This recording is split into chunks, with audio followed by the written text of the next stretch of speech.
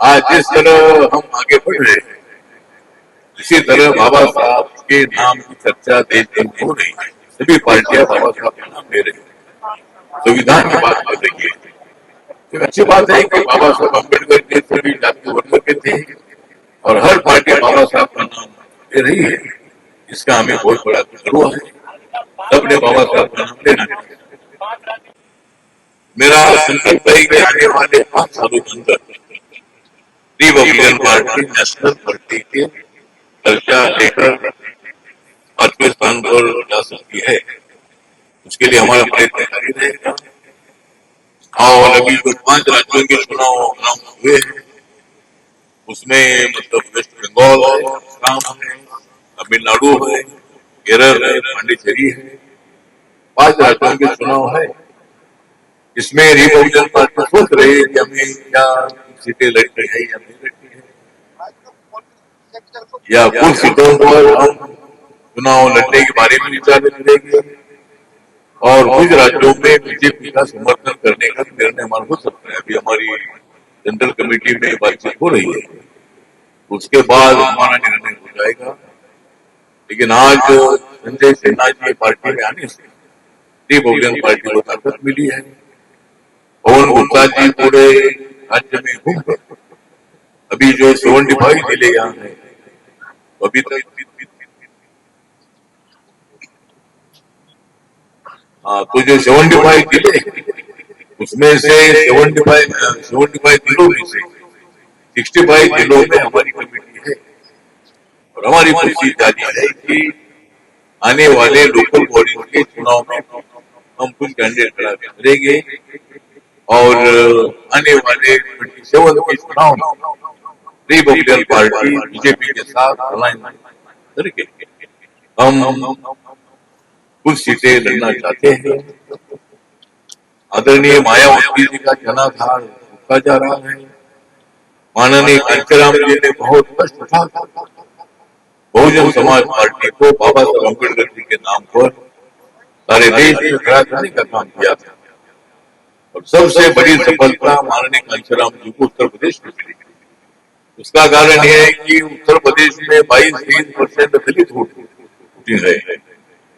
महाराष्ट्र में अभी इतनी सफलता इसलिए नहीं मिली, महाराष्ट्र में दलित वोट 13% ही है और इसीलिए महाराष्ट्र में इतनी सफलता हमें नहीं मिली।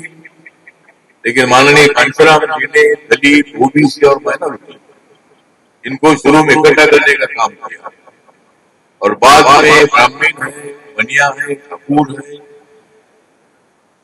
और बाकी के जो सभी लोग दलित, ओबीसी है, माइनॉरिटी है, सब लोगों को एक साथ लाने का प्रयत्न हुआ और माननीय मायावती जी अपने बलबूते पर मुख्यमंत्री बन गई थी।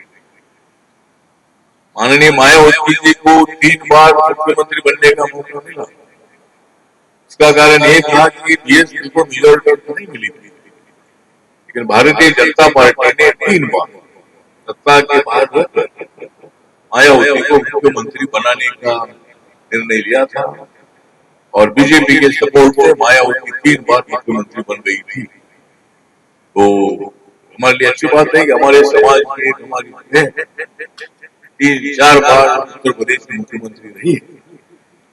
तो हमारी कोशिश है कि इस पार्टी को आगे बढ़ाना है और 2027 के चुनाव में योगी आदित्यनाथ जी ने उत्तर प्रदेश में विकास का काम बहुत तेजी से आगे बढ़ाया है। नरेंद्र मोदी जी के नेतृत्व में पूरा देश विकास की दिशा से आगे बढ़ रहा है और लोगों की इकोनॉमी डेवलप हो रही है। स्मॉल स्केल इंडस्ट्री को बढ़ावा दिया जाए, अपनी इकोनॉमी 4 नंबर पर आई है और कुछ ही दिनों के बाद, कुछ ही महीनों के बाद अपनी इकोनॉमी 3 नंबर पर आ चुकी है। तो इसी तरह हमारा डेवलपमेंट का एक बहुत बड़ा काम नरेंद्र मोदी साहब का है। मैं नरेंद्र मोदी जी साहब के मंत्रिमंडल में तीसरी बार मंत्री बना हूँ और मुझे तीसरी बार राज्यसभा में मौका देने का काम माननीय नरेंद्र मोदी साहब, अमित शाह साहब और नितिन नवीन जी है, हमारे महाराष्ट्र के मुख्यमंत्री देवेंद्र फडणवीस जी है। इन सब लोगों के प्रयत्न से मुझे 3rd टाइम राज्यसभा मिली है और मैं हमारे समाज के लिए, सभी जाति धर्म के लिए मैं काम करता रहूंगा। रिपब्लिकन पार्टी ऑफ इंडिया को, बाबा साहब अम्बेडकर जी को पार्टी को मजबूत करने का मेरा प्रयत्न जारी रहेगा। उसमें पवन गुप्ता जी का यूपी में बहुत बड़ा योगदान है और अभी संजय सिन्हा जी हमारी पार्टी में आने के बाद हमारी ताकत और भी ज्यादा हो रही है और इसीलिए आज मैं यहाँ उनका सम्मान करने के लिए इधर आया हूँ। तो राष्ट्रीय उपाध्यक्ष पद पर हमने ले लिया है और एक बहुत मजबूत आदमी आरपीआई के साथ आने के बाद आरपीआई उत्तर प्रदेश में मजबूत होगी, ऐसा मुझे पूरा विश्वास है। माननीय मंत्री जी ने श्री संजय सिन्हा जी को राष्ट्रीय उपाध्यक्ष बनाया है, पार्टी में उन्होंने शामिल हुए हैं। उनका हम सभी यहाँ पे स्वागत करने के लिए एक कार्यक्रम आयोजित किया गया है और मैं सिन्हा जी चाहूंगा कि 2 मिनट प्रेस को संबोधित करें, उसके बाद माननीय राष्ट्रीय अध्यक्ष संबोधित करेंगे।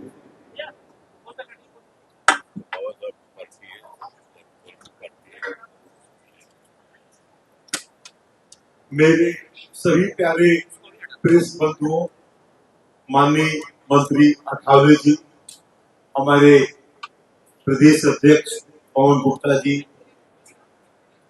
मासूम जी एवं तमाम पदाधिकारी जो अलग अलग शहरों से, अलग अलग स्टेट से आए हुए हैं, उनका यहाँ पर हम स्वागत करते हैं।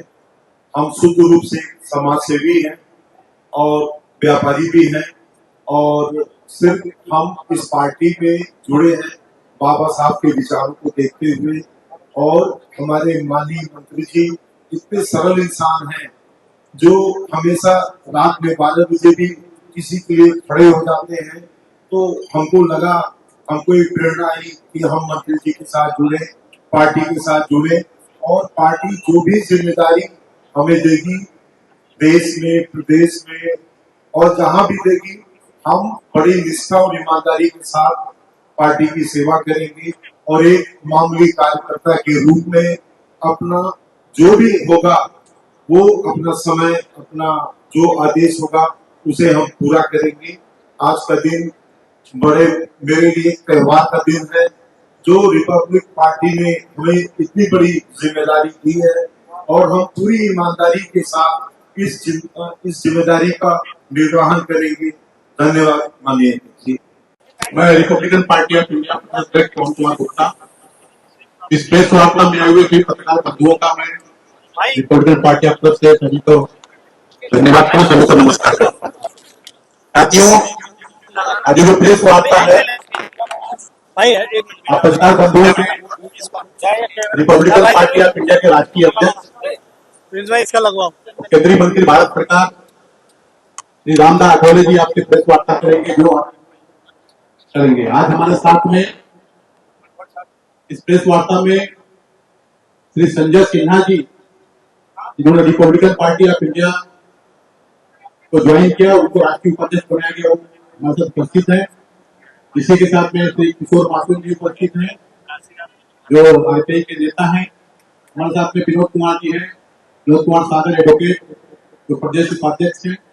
भान सिंह नागर जी हैं जो मेरठ मंडल के अध्यक्ष हैं और तमाम सभी हमारी पार्टी के कार्यकर्ता यहाँ उपस्थित हैं। धन्यवाद वर्मा जी हैं जो प्रदेश सचिव हैं, कानपुर से चल के आए हुए हैं। तो मैं आप सभी पत्रकार बंधुओं का स्वागत करता हूँ, सभी को धन्यवाद देता हूँ, सभी नमस्कार करता हूँ और मेरी माननीय जी राष्ट्रीय अध्यक्ष के कहूंगा कि आपके प्रेस वार्ता शुरू करें। सब्सक्राइब कीजिए और बेल आइकन को भी दबा दीजिए ताकि आप हमारे आने वाली वीडियो का नोटिफिकेशन सबसे पहले पा सकें।